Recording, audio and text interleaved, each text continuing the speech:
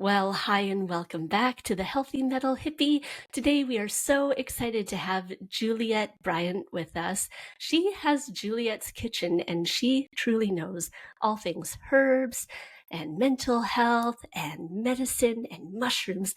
She is just one cool woman. We met Juliette at one of Lauren's yoga retreats back in February for the first time, and I had the joy of listening to her speak just a few days ago from the time we're recording this. And so thank you so much for being here, Juliette. Do you want to tell everybody a little bit about everything that you do? And it was lovely to meet you those two times. And thank you for having me on your show. Yay. So, as you said, my name's Juliette Bryant, and I am a nutritionist and a superfood alchemist and a wild woman mentor.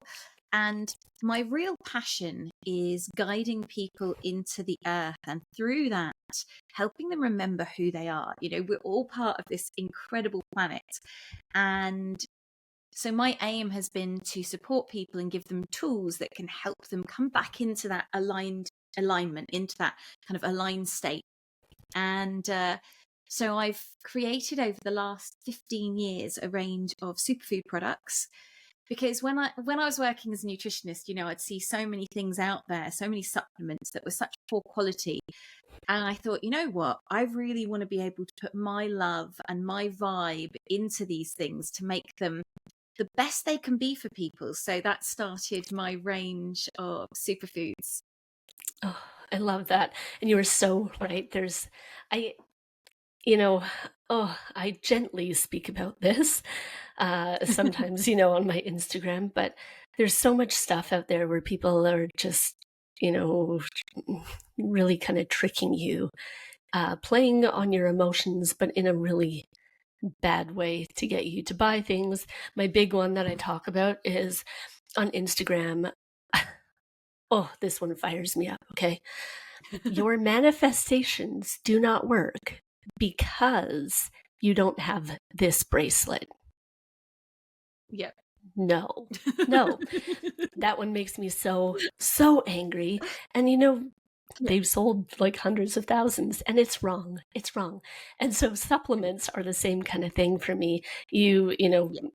Uh, yeah, very poor quality, Exactly. poorly thought out. Yeah. It's a minefield, and you know, for me, I've got some really strong principles like organic, plant-based, and I don't like synthetic things. And I've seen how synthetic supplements can really have a detrimental effect on the body. Mhm. And so all of the things I make are whole food, so they're from real foods. You know, and there's so much amazing. I think it kind of taps back into witchy days of Yeah. past lives when I would be making potions. And there's that real Yes. desire in me to create that alchemy, because that's ultimately what it is, this alchemy, when you bring different substances together and then you combine them and it creates magic. And I've seen that now with so many of my different things that I've made. You know, I've got something called Awaken, which is like a coffee substitute, and so many different things that can really help support our well-being. And they're made with such love and integrity. So that's kind of, yeah, that side. I absolutely love it. And, I think bringing people back to balance and back to their connection with the earth is needed more now than ever. And sometimes I feel like, yeah, people are getting more connected, but I think sometimes it's superficial and sometimes, people, they're not going deep enough and they're not, you know, maybe it sounds rude, I don't know, but they're not doing the work and really finding a true connection with themselves and grounding with the earth.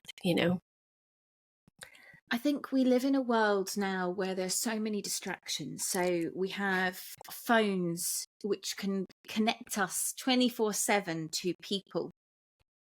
We have all the electromagnetic pollution. You know, we have television that we can watch a show whenever we want. You know, when I was growing up, you had 4 channels, eventually 5, and you had set times you could watch things, you know. So it Yeah. wasn't like we had this bombardment of the senses. So what's happening, I feel now, to people is that we're creating this society where attention spans are really short. And people are constantly looking for that dopamine hit. They're looking for that like on a post. They're looking for that gratification. And because they can get it through Instagram, Facebook, Twitter, whatever it is, they're forgetting about the truth of where we need to get that gratification, which is ourself. Yeah. So what is being bred is a society where we don't look internally, we look externally for this validation. But what this is breeding is a society of people who are more and more sick, unwell. You know, we're looking at shorter lifespans on some levels. We're looking at, you know, more obesity, more cancer, more diabetes, more huge mental health issues. So much is happening because I believe this toxic lifestyle that we're living in is creating it, really. So what I'm working with people to do is the opposite. You know, still use technology and still connect, because we can get amazing information and communicate with people all around the world, and it's incredible. But it has to be in balance with everything else. Yeah, absolutely. Thinking about people looking for that dopamine hit with their likes, do you think people have lower self-worth and self-esteem than they used to? Yeah, I mean, I think self-esteem has always been an issue for people. I think, you know, for the longest time, I remember growing up, my self-esteem wasn't that great. You know, it's hard Yeah. to live in this world in the way that the kind of modern society has created it, and even harder now with social media. I feel very blessed that there wasn't social media when I was a teenager, because I would have been in a lot of trouble a lot of times. No, You know, these kids have this, don't they? it's, You know, it's true. it's so hard. And so I think what this is doing is that everyone is constantly comparing themselves to this projected image that people are putting out, which isn't reality. Yes, And so exactly. self-esteem is definitely going down. But self-esteem, I think, is also going down because we don't have community. We don't have that kind of spiritual root to anchor into. Yeah. We don't have also the kind of self-discipline of service. Yeah. I don't know if that makes sense to you. Yeah, I think it does. I mean, but I think like being part of your community, that, that dedication to self-improvement, all of these different things put together, that's how I take it at least.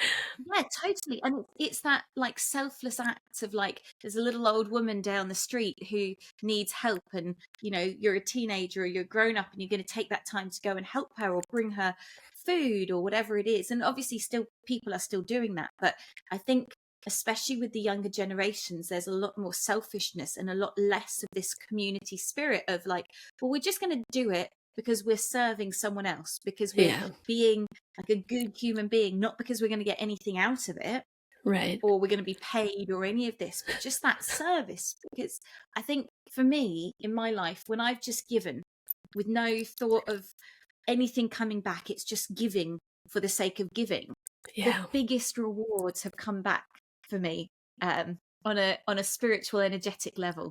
Yeah. Oh, absolutely. And I think that's a way to, in some ways improve your self-worth, improve your self-esteem, because you do feel good when you're making other people feel good. You can't not, right? It's like, and that kindness and that love, I think it's contagious. Totally. I was just thinking of that word contagious when you were speaking, and it's totally contagious. And the more you do it, the more you want to do it. The more you give, the more you want to give. And obviously there has to be an equal kind of flow in, because we can't just give and give and give, because that's the other side of it, is people burn out because they're giving so much, especially kind of mothers and people like that. They just give without the self-care put in there Yes. and that nurturing, because I think we can give out of a sense of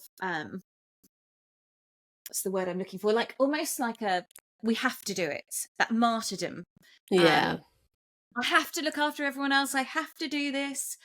And then you get to a point where you're like, I'm burnt out. I can't do anything for anyone because there hasn't been that, like, I'm definitely going to give to someone because my cup is full because I've been giving to myself first of all. Yeah. And yeah, and that's so true. And I think a lot of people can relate to that. And truly, especially women, because I think inherently we are just givers of, time, of space, of energy, of love, of food. We'll share all of our resources because we love somebody, or we have empathy for somebody. And I think, yeah, you're right. It's a beautiful thing and it's wonderful, but it's about creating those boundaries too. It's and I think, I don't know, for me personally, I know I'm getting better with it. Getting better with it. But it's like it's a long process. It's a long learning journey, right? I think it's something we have to work on all the time, because I know for me growing up, I don't think I really saw that self-care being modeled. So I didn't do it. So it's something, the boundaries and the saying no and that self-care is something I've had to work on throughout my life, because we do have that tendency just to give. And we have to look to ourselves. What do I need? And one of the things that I love to do every day, and it's something I've told to so many people, and it's made such a big difference in my life, and it's something really simple. And I think simple things are the best, because we so often overcomplicate everything in life, and it has to be this 20-step process, and and it doesn't. And so one of the things I do every morning is when I wake up, and I usually pretend I'm still asleep because my littlest is usually climbed into bed with me by then. So I put a hand on my heart and a hand on my belly, and I ask my body, I just check in with my body, and I say, what one thing do you need from me today? What one thing? And I listen. And then I make it a point to do that one thing, because this is so important, that we listen to our body, but we actually act on what we're given. Because otherwise, your body starts to go, well, you're asking me the question, but you're totally ignoring me. Okay. And then we start to develop quite a negative relationship with ourselves. So it's a really important thing to act upon it. But one thing is usually doable, and it might be drink more water, or dance, or move your body, or rest, or whatever it may be. It doesn't have to mean that it's complicated. Yes. Oh, see, girl, you are speaking my language, because I love this, because you know what? For me, that's the biggest thing. People think that like your spiritual practice has to be complicated, that, your diet has to be complicated, that, your self-care routines, they have to be complex. And like, no, all of the shit is actually really simple. Peel it back and it's so simple. And that's like, it's the best way to find balance. And I think a lot of people are actually just exhausted from overcomplicating their lives with, I will take a multi-step skincare routine, to be honest, but that's different. Everything else, you can have real simplicity in your food and get everything that you need. It's why do we want to make things complicated? That's the other thing I want to figure out too. Like, I think we've been programmed to believe that if it's simple, it's not going to be effective. And this is the programming that advertising, that all these things have put into place, that if it's simple, it's not effective. But right. Actually, the most effective things are the simple things, because ultimately in life, we need gratitude. Be grateful for our breath. Oh, thank you, breath. Thank you to this beautiful body that's brought me here on this earth, that's allowing my soul to like fulfill its mission. Yeah. So that gratitude is so important. And then the tuning in, listening. Okay, so you're here, body, to really do a job and to help me fulfill my purpose on this earth, to fulfill this soul's purpose. So what do you need? What support do you need to do that? Whether that's mental, emotional, spiritual, or physical, And then looking at food. Okay, so what nutrients do I need to put in my body? And ultimately, you know, when we look at nutrition, because you said, you know, food has become so complicated, and it has. Ultimately, the best food for us is food that we pick and eat. That's it. You know, when we look at what people have eaten through most of time, it is that kind of whole food, real food that Yeah. is freshly picked or relatively freshly picked and eaten. Yeah. It's, you know what's funny? Oh, wait, I want to go back for just 1 second, though, because I have all these thoughts now. Everything. This has sparked all my excitement. What I was thinking about this being super, super giving and not taking time, I think that maybe, you know, it's a generational thing too. It comes, you know, my mom, she still is 100% give, give, give. No rest, no nothing. She will, you know, she'll give like 98% of herself to everybody else. She feels guilty for having a bit of a rest. And I mean, and it was like that for her since she was very young, right? She had to help take care of all the children, like her siblings. She had to help take care of her parents. And then off you go. You have kids young, and then it's like this continued cycle. And she didn't see her mother taking care of herself. And, you know, because, I mean, my grandmother, they immigrated from Germany to Canada. And, you know, and they worked on, they had a farm for a while. And then, you know, she ended up working for the Hudson's Bay Company, you know, after they moved into the city. And she was incredibly hardworking. They cleaned offices on the weekend, you know, and they did everything they could to support their 4 kids and whatever. And so I think it gets passed down a little bit through generations too, where this give, give, give. Um, you Yeah. know, I think there's been a break in it. So I think it totally is passed down. And, you know, my grandmother was an Italian Catholic who moved to America, to New York. And so within my mother's side, there's this whole kind of Catholic guilt thing, Italian Catholic guilt yep. that runs through that vein. Yeah. And on my dad's side, my grandmother was Catholic as well. So there's a lot of Catholic guilt in the female line of like, this is what you have to do, this is how you behave. I'm not Catholic, and I wasn't brought up Catholic either. But it's very interesting that these kind of trends do pass down. I think we hold a lot of these codes within us, men and women, ancestrally. Yeah. And I see it Yeah. a lot also with women for like the working with herbs and working with plants and herbal remedies. There's this witch wound of and within the witch wound is the sisterhood wound of not feeling like you can trust another woman because they're going to stab you in the back. They're going to ship you into the witch finder general, and you're going to be burnt at the stake. Yes, So, absolutely. you know, I think women hold all these different layers within them. But I think I look at my children and they don't seem to have that same energy. I mean, they're all boys. I don't know if that's part of it, but they don't have this guilt. They don't have that I've got to be doing all the time. I've got to be giving. In fact, they've almost got the total opposite. They're very kind and beautiful beings, but they don't have this need to do. Yeah. Same with my son. And it's kind of almost gone to the extreme, you know, of like, can you help? Or, I'm not right now, I'm busy. And it's like, no, you need to help. Yes. Oh my gosh. I think you're describing my son for real. But it's like, maybe that is right. Maybe they are just so extreme the other way. So they say it's enough of this shit. And we're just like, we're just Exactly. balanced It's a now. pendulum, isn't it?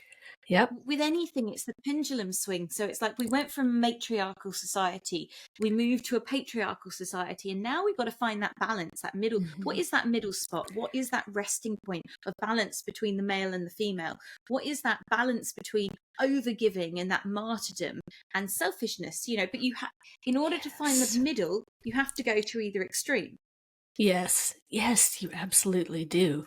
And I think it's nice that maybe we're going to find some balance now for men and for women, right? Because I Totally. think both of us, both sides, we both have our issues that with that kind of balance, right? Yeah. Well, I think a big part of our problem in society, and I'm seeing this a lot in my work. So I do a lot of wild women work. So a lot of work with women to reconnect into their divine feminine, to their sexuality, into just being who they are without having to be a good girl or without being a people pleaser or without being an overgiver, all these things Yeah. that we've kind of been touching on.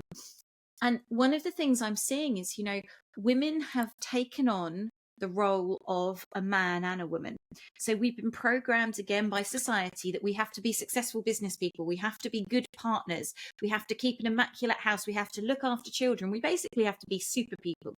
And men still have to go out and earn money and take on this masculine role. But we're also doing that. So what we're doing in the process of this is we're demasculinating the men from being in their divine masculine. And we're trying to do it all. So it's like we're taking over their role and they're going, well, where am I meant to fit? Like, where's my space? Yeah. And what happens in this process is that there's a real issue then with if a man isn't in his masculine, in his divine masculine, not toxic masculine, and if a woman's, then what happens is a woman can't sit in her feminine because she doesn't feel safe. So the role of the divine masculine is to hold that space. So like in the olden days of the tribe, the men would create the outer circle and the women would come and sit in the inner circle and they would connect into Mother Earth and the cosmos and they would channel in the information and they would tune in to find out what was going on. And the men would be holding the space so that they knew they were safe, so the women could really drop into this deeper connection. Now, without the men doing that, the woman wouldn't feel she could tune in because she would be unsafe to do that. So, this role is played out so often in so many things. But now, if a man is like, I'm going to keep you safe and protect you, the woman's like, I'm doing this myself. I can look after myself. I can do it all. It's, what's amazing is I think for me, actually, so my boyfriend has definitely stepped into that I will keep you safe role. And I am like, bring it on. I am ready for it. And I love it. So I think maybe that's a good thing then. Totally. It feels amazing, doesn't it, when the man holds that space and goes, it's okay. And when I'm talking about the man and woman, we all have the divine masculine, divine feminine within us. So some people resonate more to that divine masculine energy and some more to the divine feminine. So it's not that we have to be a man and a woman to take those roles, but it's that energy that is pervasive within our body. And also we have to come into balance with these two things, because in my work with women, I've also seen the opposite, where women are like, I'm going to be in my divine feminine, and they become so floaty and ungrounded and unproductive that they do nothing and they can't. Everything's about tuning in and just flowing, and it's not reality either. So again, because women have sat in their divine, in their masculine, not divine masculine, but in that masculine energy of go, go, go, do, push, push, push. Yeah. They can't then, they have to go to the other extreme and be a bit floaty to then go, hang on, I've got things I want to get done. I need a bit of that push and drive, but it has to be in balance with that time to sit with my emotions and sit with my womb and to flow. Yeah. No, that's so true. Oh, it's like, I don't know.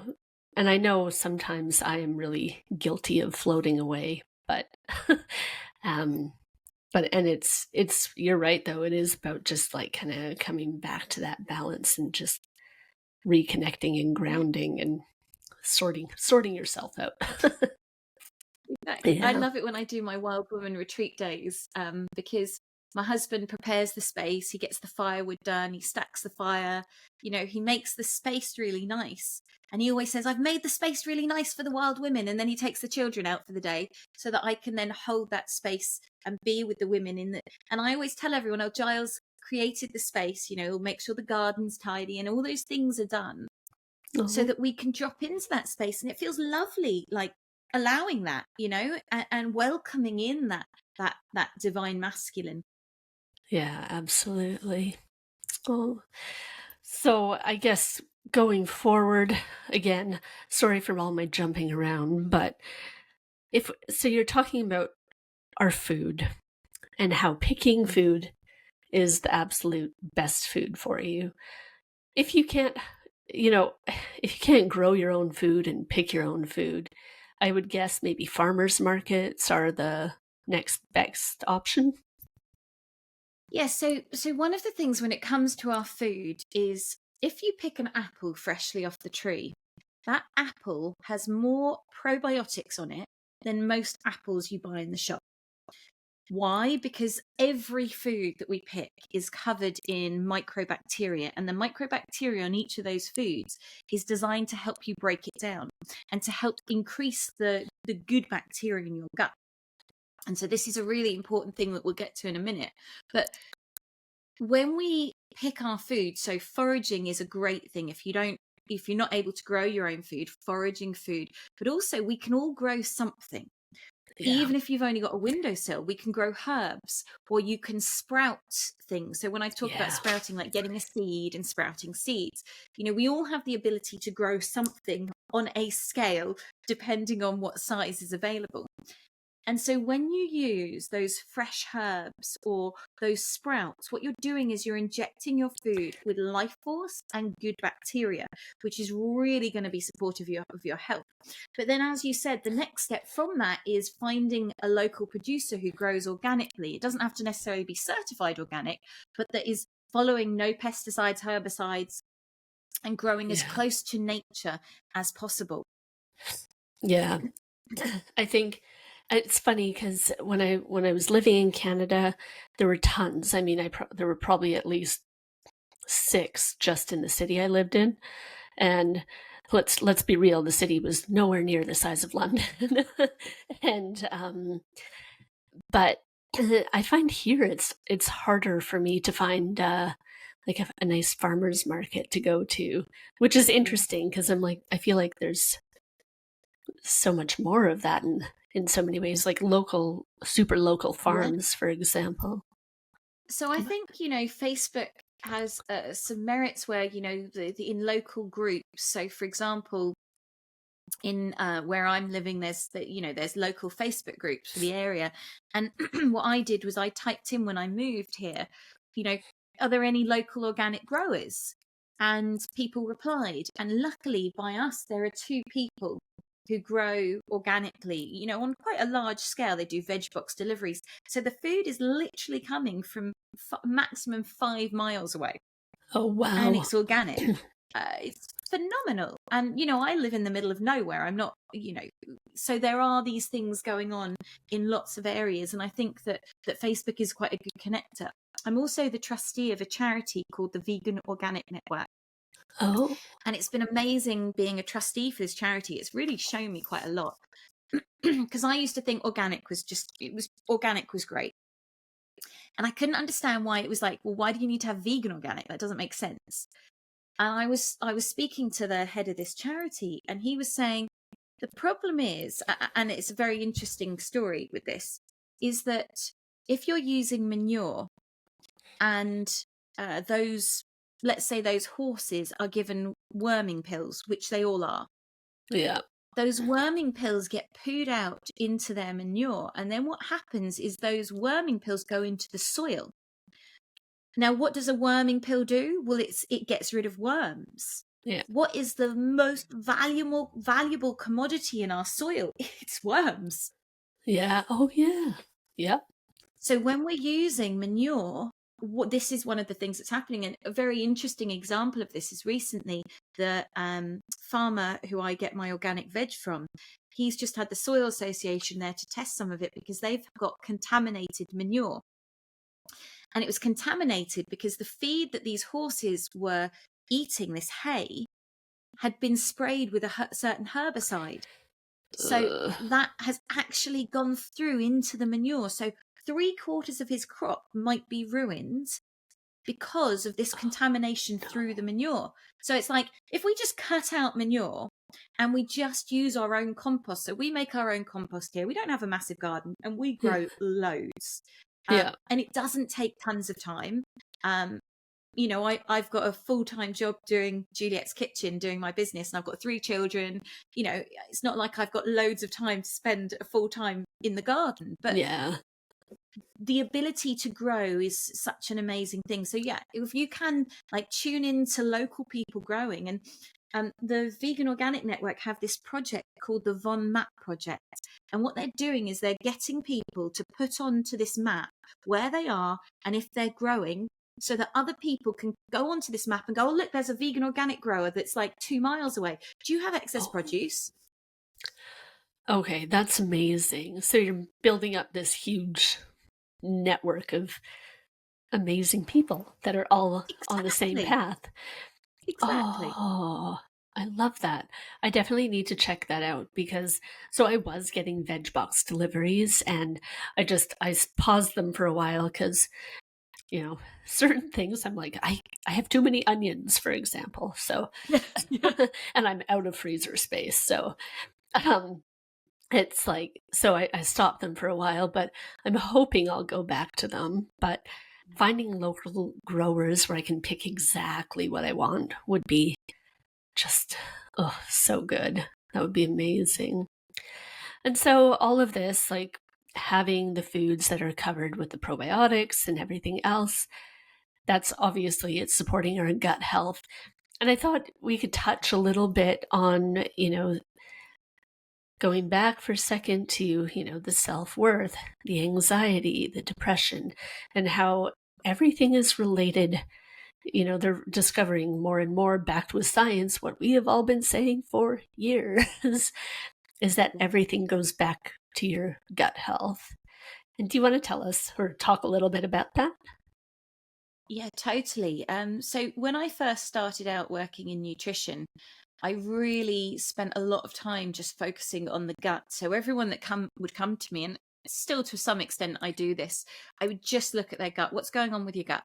Because the connection between the gut and the whole body is so massive. So the connection between the gut, the brain, and this includes the kind of vagus nerve and also the roles of the neurotransmitters are all interlinked. So with our mental health, this is such a big thing with the anxiety you talked about and the self-worth. Our neurotransmitters, so serotonin, dopamine, tryptophan, the gut produces 80% of these neurotransmitters. So they're not created in the mind, a little bit of them are, like 20%, but they're created in the gut. So the link between the gut and the brain is massive. So if someone is struggling with mental health issues, the first place to look is to the role of the gut.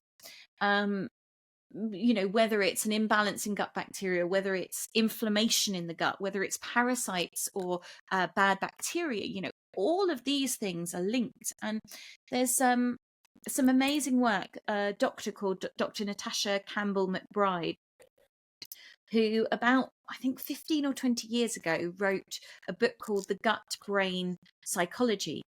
And she has spent a long time working with children who are on the spectrum. And what she's done is she's changed their diets and worked on their microbiome. Yeah. And in a lot of these cases, their autistic symptoms have almost entirely gone. Right. So this is, huge to show that this link between our mental health, our cognitive function, and our gut. And in today's world, we're living in a world where we are fed antibiotics on a huge level, and this is not something that's kind of out, spiritual stuff or anything, or hippie talk. It's The just the governments, the truth. health organizations, yeah, they're all saying now we are actually at a point of slight crisis where we've created antibiotic resistance in our society because they've been dished out for the slightest thing. And so what this antibiotic resistance does is it breeds so much of this bad bacteria. When you take antibiotics, for example, let's say you've got an ear infection. And in fact, this was the thing that woke me up the most with my son to health and well-being, was he had an ear infection. and he was 2.5.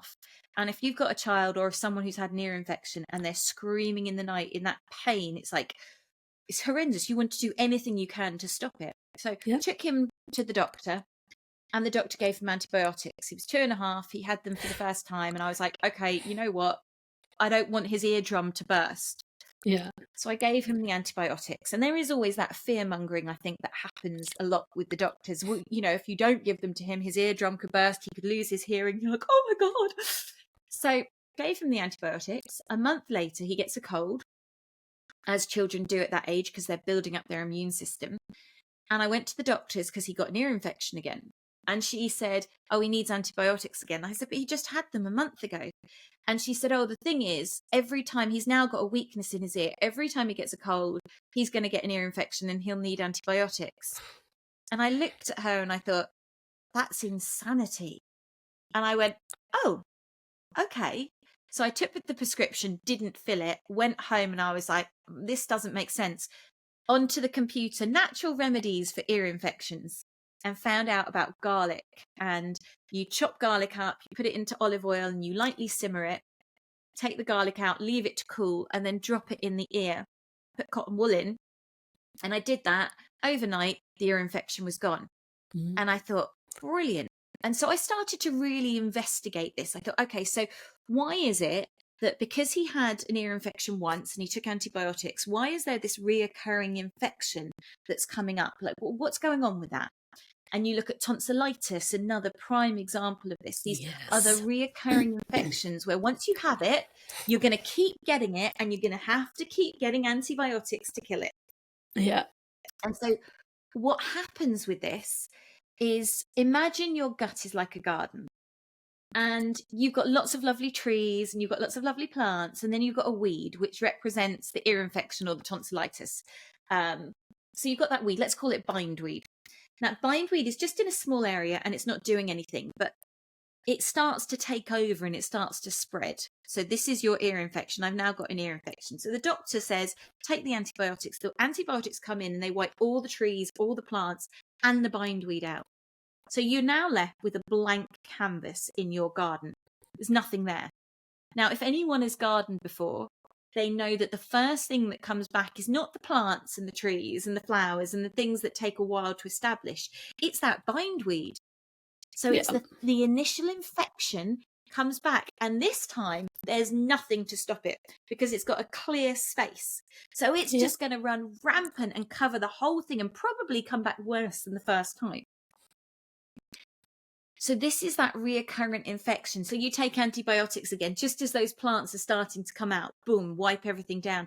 So what the antibiotics are doing is they're wiping out the first line of defense for the body, which is the gut. It is that breadth and depth of bacteria. Now, I'm not saying you can't get it back, but it takes time to build back. And it's not going to be just, over 1 month. It's no, exactly. And it needs input as well.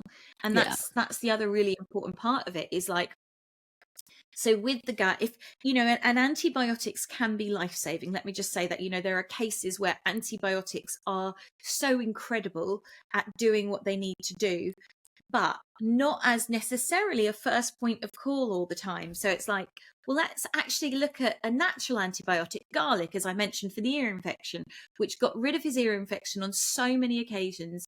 And he's never had antibiotics since then, since he was 2.5, never had them. And he's now 19. Yeah. So there are natural ways that we can go to first. And I think, there can be this beautiful blend of allopathic medicine and traditional medicine, which is the medicine of our land, the herbs and the plants. And then using that allopathic medicine as, life-saving medicine when it's really essential. I completely agree with that. And especially on the antibiotics, that's the thing, you rely on them when you don't really need them. And then when you need them, they're never going to work. They're talking about like super STDs. They're talking about, all sorts of super infections. And you're just like, oh my God. But we did it all. Very interesting now where I've gone to the doctor And they're like, oh, you have a bit of a chest infection. Give it a week. You're going to be fine. They don't. Brilliant. And I'm very impressed with that over here. And to be fair, Canada, I mean, my doctor, she was quite good, and antibiotics were not her first thing. Prescribing anything was not her first line of action. But I'm impressed that people are starting to understand that maybe not everything requires antibiotics. I always think about my first husband, his mom. I had like just a bit of an upset stomach one night. Like after dinner, I was like, oh, like indigestion, okay? And she goes to me, you need antibiotics. You know, you're like, she's like, basically, you're gonna die if you don't take. I'm like, I don't need antibiotics. And she was convinced. And I mean, of course, I woke up and I was totally fine. But like, you know, it was just like a bit of bloating because, I don't know, I ate something I don't usually eat. I mean, that's the thing when you said about bloating, you know, I'm seeing a lot of people who are having bloating, who are having these digestive complaints because of, you know, a lot of people are struggling with leaky gut, which has a huge impact on mental health. A lot of people, as I said, are also struggling with parasites. You know, the statistic is about 70% of society have parasites at any one time. And parasites, one of the interesting things is they crave sugar in order to survive.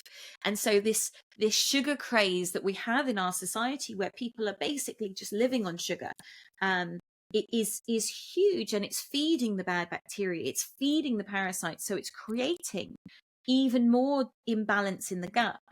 One of the things I like to look at, you know, when we're talking about things like parasites, or when we're talking about anything to do with our health, is the physical body is a representation of what's going on in the outer world. So in our mental, emotional, spiritual world.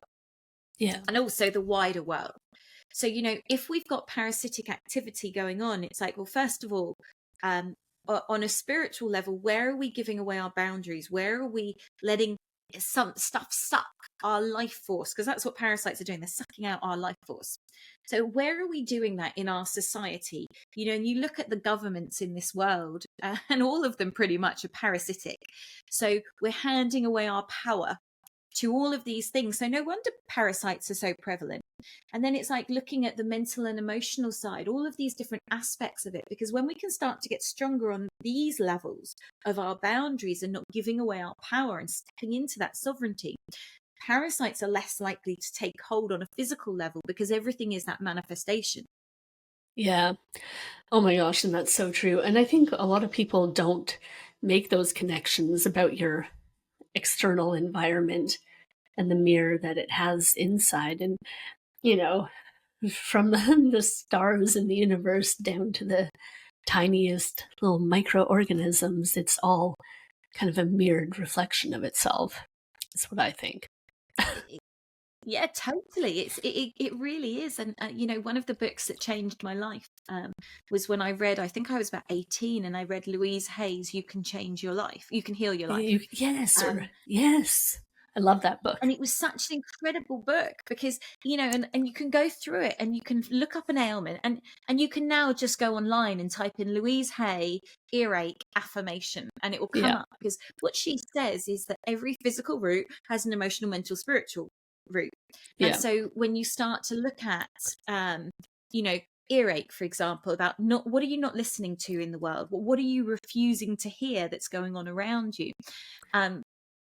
If I ever get an eye problem, I sing the song, "I can see clearly now, the rain is gone."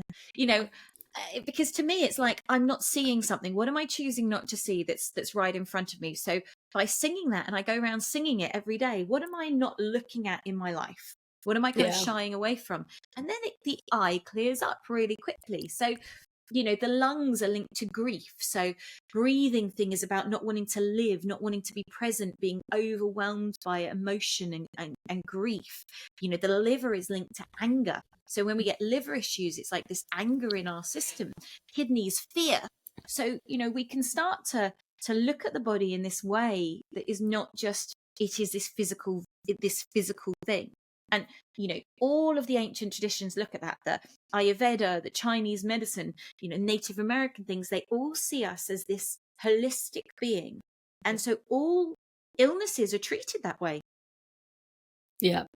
It's funny because as you're speaking, I'm like, yeah, like in Chinese medicine.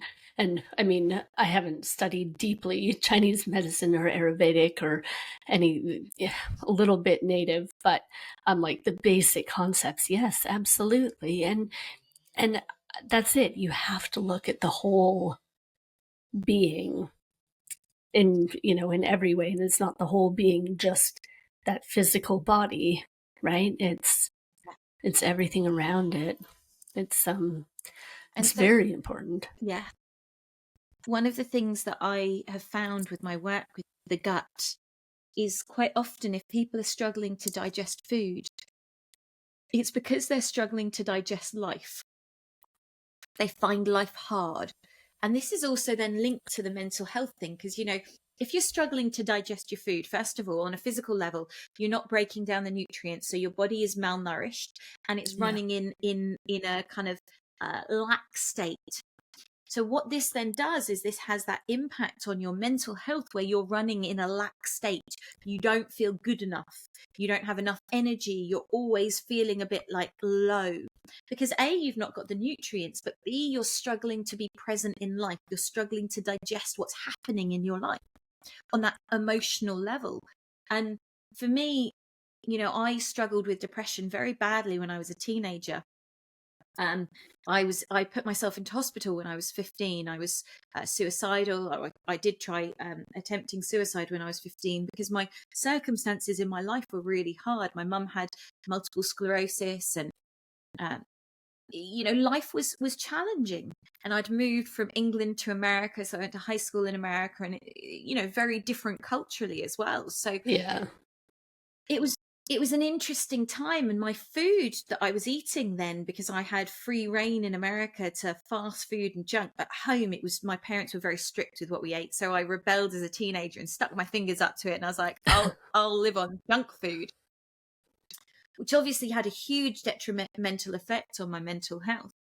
And I spent many years going into hospital was one of the best things because I learnt tools for supporting myself, which was brilliant. And I found, throughout my life, I've had times like my mum died when I was 21, my dad died when I was 30. It's been challenging. I've had, lots of grief in my life, and that has made my mental health go up and down. But it's been the best thing because what doesn't kill you makes you stronger. And so I learnt quite early on to be resilient, but also how to work with my physical body. What does this body need to support itself mentally? And a few years ago when COVID happened, my middle child, who they think is on the spectrum, basically went into burnout. We didn't know any of this at the time, but when lockdown happened, he couldn't cope with the insanity of being locked in a house. He didn't understand why he couldn't see his friends, why he couldn't go to school. It was all too much for him. Yeah. I think he was like 7 or 8. And so he developed severe OCD and severe anxiety literally overnight. And so we had to suddenly learn to deal with that and to support him. And, now he's 12 and he is the most incredible being because he's been through the dark night of the soul. He's been through such hell. And through the work with, we were working with healers, we were working with people to clear his space energetically. We were working with, I made medicinal mushroom tincture for him to support him, which was so profound, its effect on his healing. We worked to heal his gut. But initially, when it all happened, I couldn't do anything because he wouldn't eat anything that wasn't wrapped in plastic. So it was like, oh my God, what? Because he was scared of contamination because the OCD. Yeah, out of your norm Totally too, out right? of my exactly. I was like, oh my God. And when you know what you need to do for mental health issues, it's like, I've worked with so many people with mental health issues, and it's like, sort the gut out, make sure they're not having too much gluten or cutting out gluten and dairy. Quite often they can be big stressors to the system, detoxing heavy metals, all these things that we can do. And I couldn't do anything because all he would have is food wrapped in plastic. So I had to find individually sealed things. There's no nutrients in that food. No. And I mean, not to mention just the environmental impact of everything wrapped in plastic. Totally. You're just like, ugh. I know. I mean, but in that moment, it was like, my son needs to eat. I will do whatever it takes to get him to eat, and I will fix the problems with his gut and everything else later. Yeah. Once we've got through this phase, Yeah, no, absolutely. It's, I mean, and I think that is probably the best thing you could do, even just to support his mental health in that moment, right? Because he needed that sense of of safety within himself, knowing that, okay, it's wrapped, it's safe, there's nothing contaminated, right? Exactly. And you do, I sympathize with people who are going through issues with their children around food or whatever it may be, mental health, or themselves. It's a hard thing, and it can feel like it's never ending. But for me, I kept saying, and it's always the perfect medicine. It's like, there's a reason that everything happens. There's always a reason. So it's like finding that reason. It's holding on to the light that this is happening for a reason, and we've got the tools to get through it. Yeah. I truly believe that we're born into this world having agreed to the challenges that we face, and having been given the things to get through it. And sometimes we need to hit the depth of hell, in order to find our gifts. We have to go through that darkness, and it's quite often through those challenges that our light bursts forth. Yes. And I remember I was speaking to a friend who's an amazing healer when Eliar was really bad, and I was laying on my grass just crying. I don't know how I'm going to get through this. Like, I just want to take it away from him. I just want to take it all away. And this guy said something that I won't forget. Luke Scott III, amazing guy. And he said to me, Juliette, what if this issue he's going through right now is his soul's calling? What if by getting through this, he can then help and support others to get through this? What if you take this away from him? You've taken away his life's journey. And I just went, shit. Yeah. Okay. So my role is not to fix this. My role is to support Eliar so that he can be the best he can be, and he can find that light with me holding that space for him so he can get through this. Yeah.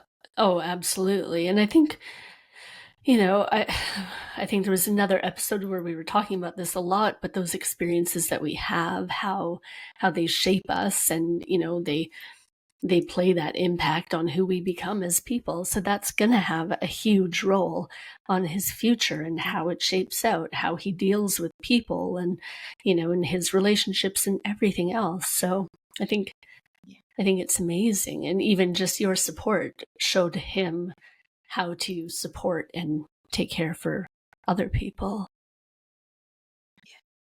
And it's I was gifted through his challenge, my mushroom tincture.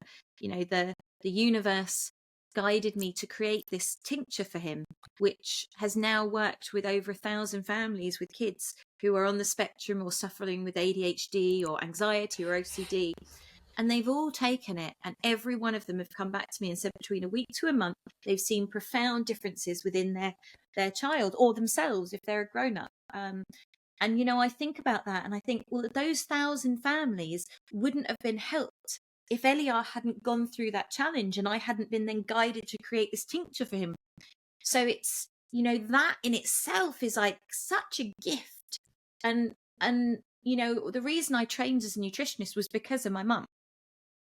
Well, it was a few things, but it was because my mum died from multiple sclerosis.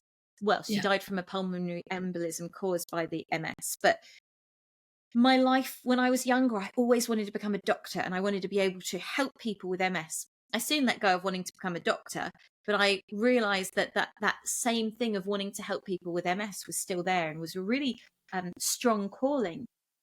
And I've helped so many people with MS, guided them on the nutritional front, to go into remission and stay in remission. And for me, that's like, yes, Yes, such a it's a gift when huge we can, win.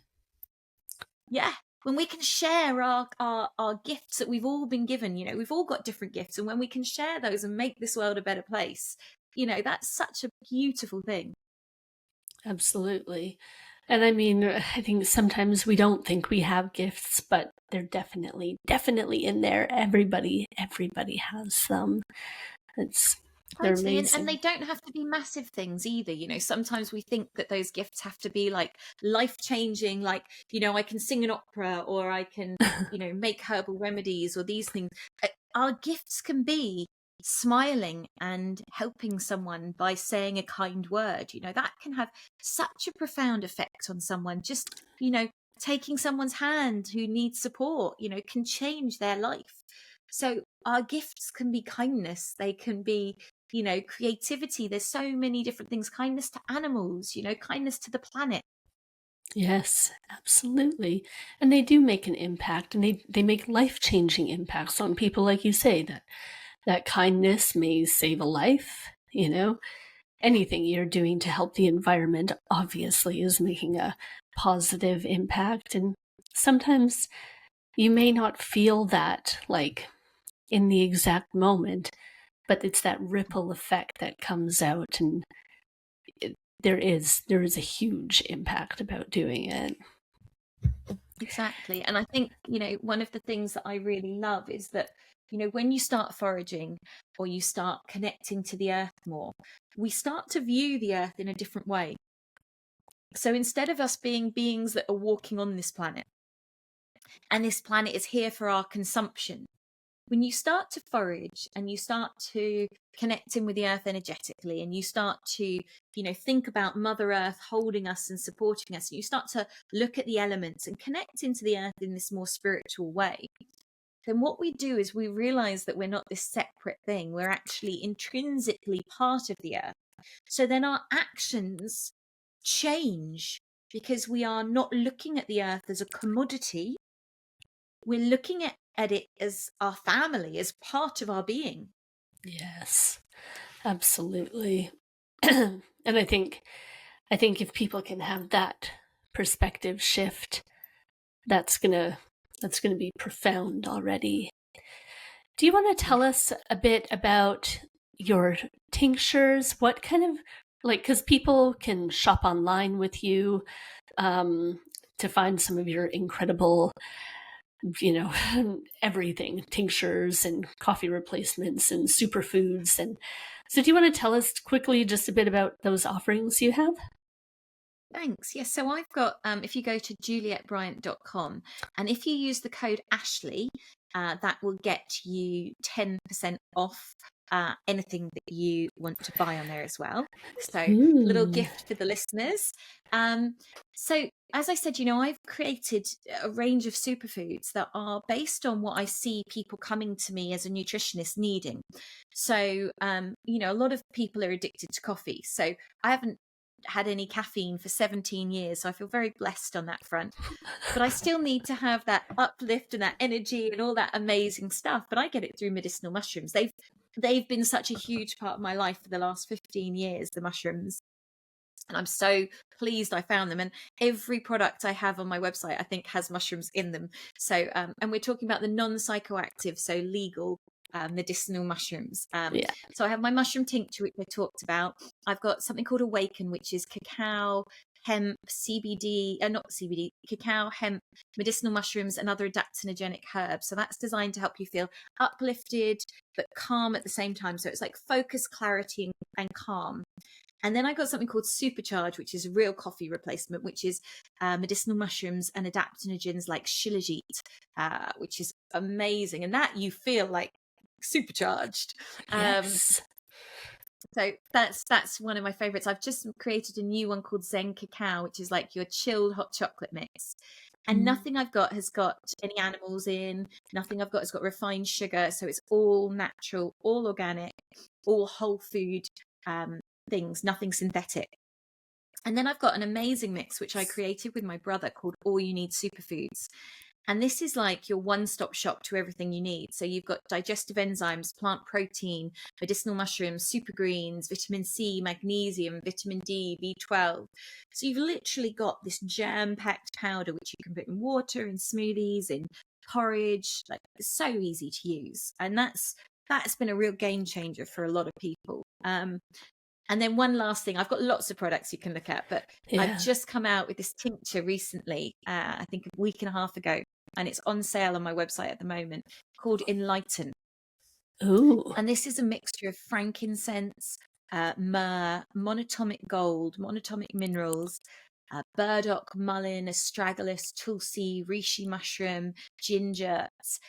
Basically, I designed it because there's all these superbugs out there, which we don't know where they're coming from. There's all this kind of chemtrails, this toxicity everywhere, non-organic foods. We're being bombarded. And what I felt is I wanted to create something that would help us shift energetically and physically. So it's this super support for our immune system. It's this super support for us energetically. And so that's what happened with Enlighten. So I'm really excited about that. It's a tincture. Oh, that sounds incredible. Oh my gosh. Okay, well, I need to go shopping again then. And I was thinking I'm probably going to have to set a little cacao ceremony for myself later today. I'm very excited about cracking that open. Amazing. And so if people want to find you online, where is the best place to find you, Juliette? So my website is juliettebryant.com. I'm on all the normal social media platforms. So Instagram is Juliette's Kitchen 27. Facebook is Juliette Bryant. My picture is one with me surrounded by mushrooms on a lot of them, because I am also known as the Mushroom Lady. So yeah, you can find me on Twitter. So Juliette Bryant, just type me in and I'll come up. Yeah, and we'll put it all in our show notes, of course, too. So I'm just great. I think this is, truthfully, it's given so many things to think about for people. And I hope that if you have been struggling with mental health, with gut health, with any sort of health related stuff, that it gives you some food for thought and helps starting you on your healing journey and that path to just being the best you, because believe it or not, you definitely deserve it. So thank you so much for being here today, Juliette. I appreciate your time so much. Thank you. And I just wanted to say I do have a free resource as well on my website, which is a 45-minute video on foods to support mental health. So that's really useful as well if people want a deep dive on exactly what specifics they can do.